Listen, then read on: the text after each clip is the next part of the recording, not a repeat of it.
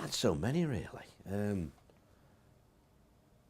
You know, I can't begin to. If I went through briefly through my career, probably the hardest job I ever did was Scarborough, taking them into the Football League, because there were 50-1 outsiders to get promotion. We should get relegated according to the bookies, and I only had one player signed that summer, and we signed 17 players and won the league. It can't take much beating that, and unfortunately they're defunct now. You know, 10-foot high weeds. You know, the ground gone, the stand gone. But then Notts County taking up 2 divisions in 2 seasons, and you know, I stuck with them instead of going to Chelsea at that particular time. They were great playoff finals at Wembley.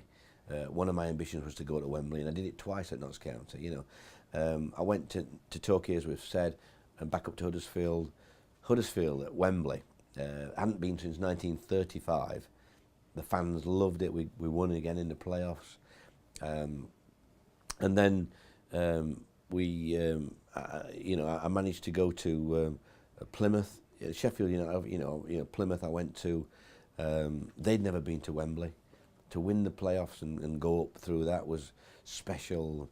All the playoff wins, I had 4 at Wembley, and all of them. All I remember is the fans' heads out the windows down the motorways. It was all the horns blasting. And wherever you go I mean, Plymouth, no disrespect, not had a great time over the last few years. But whenever I go around, everybody remembers the day at Wembley, because the town closed. You know, 32,000 fans at Wembley, and all the Green Army, because they come from all over the world, all over the country and the world, of Green Army fans. So they were great times, you know, and then Sheffield United special. You know. If you'd have told me I managed Sheffield United when I was a kid, that was my team, and you know, in short trousers, climbing over the fence to get him free, and you know, all those things. It was brilliant to manage that club and to sit in the bath after. And Derek, the kit man, used to bring me a cup of tea, and I used to think of all the little kids going home when we'd had a good result, and we had some great times at Sheffield, and going home happy and talking to the dads like I did, you know, and they were great times for me, with it being my old club. And then continuing on that, thinking I was packing in, only to think I don't want to finish on that. I don't want to finish like it did with the Tevez thing. Simon Jordan, a big friend of mine by that time, cleverly got me involved at Crystal Palace. Just come and help me out and all that bull. But ended up working for him and doing what I did. It was great for me to put that in the book, because the fans at Palace, although they knew that I didn't do a bad job there, and they gave me a good welcome when I went back, where people thought they might give me stick. When they read the book and see what I did for Palace, I was instrumental in them being where they are today, really, because I kept players that I was told to sell, and they stayed up because of that, and that gave them the opportunity to be in the Premier League. So I really enjoyed Palace. The fans were fantastic. They gave me that buzz back, the enthusiasm, and to go to QPR. I mean, you know, when I went there, they said, look, we've been in the doldrums for 15 years and things are depressing. We're nearly relegated. Come and save us from relegation, which I did. And then to build a team like we did in a few months, to play the football and dominate the league, and to deal with the Del Tarava, who, if you read in the book, you know, was something different. Something different.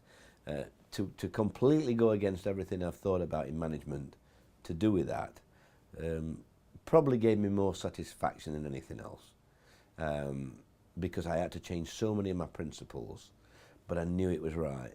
I knew, you know, I used to watch Ferguson and all these other managers and think what it must be like to go away from home and know that you can win every game. And I had that for one season at QPR. I thought we could win every game, me, at QPR, and you know, that's what you do as a manager, and I loved every minute of it. And you know, when I left QPR in the circumstances, which was disappointing for me, to get nearly 6,000 emails, every one of them had a story. You know, so I was told, are you going to reply to them all? Just do a standard letter. Thank you for your email. But when you read them, they were all stories about the history, the fathers, the sons, the mothers and dads and all sorts, and you know, what it meant to them. So you couldn't reply to one with a standard letter. It would be an insult. So we've still got to reply to them, and we will do that. Sharon says we will do 10, 20 a week, or something like that. And unfortunately, I'm not very good on the IT, on the old emails and that. But you know, that probably was as good as anything. And it would have been great to take Leeds up. You know, we were very close. You know, we lost so many points in injury time. We just hadn't got enough quality. We lost Snodgrass when we shouldn't have lost Snodgrass, and we got £3 million from him and didn't spend it.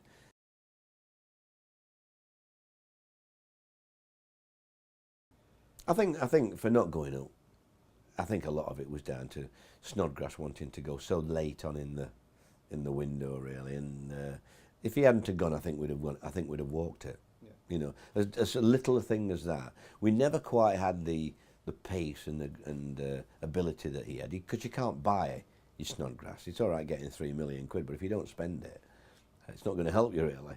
And the only time we looked something like after that was we managed to get Jerome Thomas at Christmas for a month, and he came in and did what Snodgrass could do. Went straight at players and created problems, and I think we won nearly every game in December, and it showed you what we were lacking. But we weren't lacking a lot. You know, when you look at the clubs going up, for example, you know, I thought we beat Crystal Palace after they had about 19 games undefeated. We beat them at home, and they were lucky to get a point away from home. Once again, an equaliser. So we had opportunities, but we weren't quite. You know, I knew that if we'd have had this summer to bring the 2 or 3 in, it would have been an easier job. But we tried to do it because I wanted to do it in a year, and I wanted to be back with my family. You know, it was my fault as well. You know, I thought we got a great chance if I could get the players. I mean, I never quite got the players in that I wanted. Yes, I signed players, but I don't think most of them were my first choice, if I'm honest. They were because they fitted in with the wage structure and etc. You know.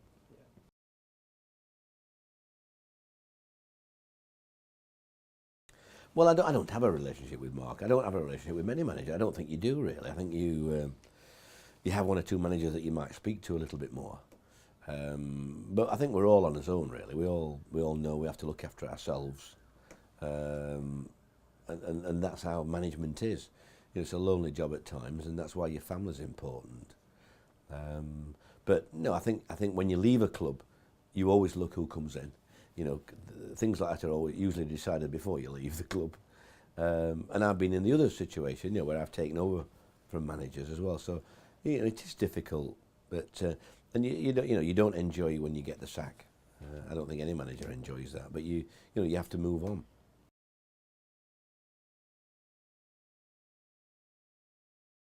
Well, there might be more than 2, really. I might have thrown you on that, really. No, I think Benitez. I think Benitez. I mean, when he sent me his email saying if I mentioned it once more that he played a weakened team against Fulham, he would sue me. He must have got home. He must have realised that he'd made a mistake. What I couldn't understand is, yes, they were in the Champions League final, but that was 3.5 weeks away, 17 days away. You know, for heaven's sake. To go to Fulham with some players that no Liverpool fan even knows, let alone, you know, and to let them have a 1-0 win, which made them safe. You know, yes, it does leave a sour taste, but you know, Sir Alex did the same in the last game, and I didn't like his team selection against West Ham, but you know, I realise now to be at the top level and to do what Sir Alex has to do, you only have to worry about yourself. You don't worry about Neil Warnock or anybody else. You have to be focused on what's good for Man United or what's good for everybody else. I don't think it's right, but that's by and by into who worries about what I think. You know, it's when you're in that situation. You know, if the cap was on, you know, or the boot was on the other foot,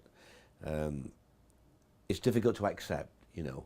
And Alex rang me and apologised to me about the team. Not apologised, but he said, you know, we had 20 corners and 50 shots or whatever it was on the day.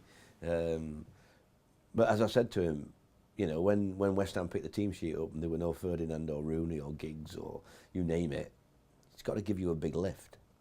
That, and you know, and that's how I feel. I will always feel like that till my dying days. That doesn't change anything like that. But I've no real bitterness with them. It's just, you know, I realise they have to look after their own clubs, and it cost me. But you know, everybody says it was the other 20 odd, 30 odd games that you should have got the points. You know, but it didn't help that. But and the managers that I dislike, really, I think common knowledge at the time was Gary Megson and Stan Turner. And we had run-ins every other week, I think. I've since shook Stan's hand when we played Hull City, and I haven't met Gary since. But you know, it's. I think that was common knowledge. That I mean, you're bound to have one or two people you dislike in football when you like me and you open your mouth a lot and sometimes get into trouble.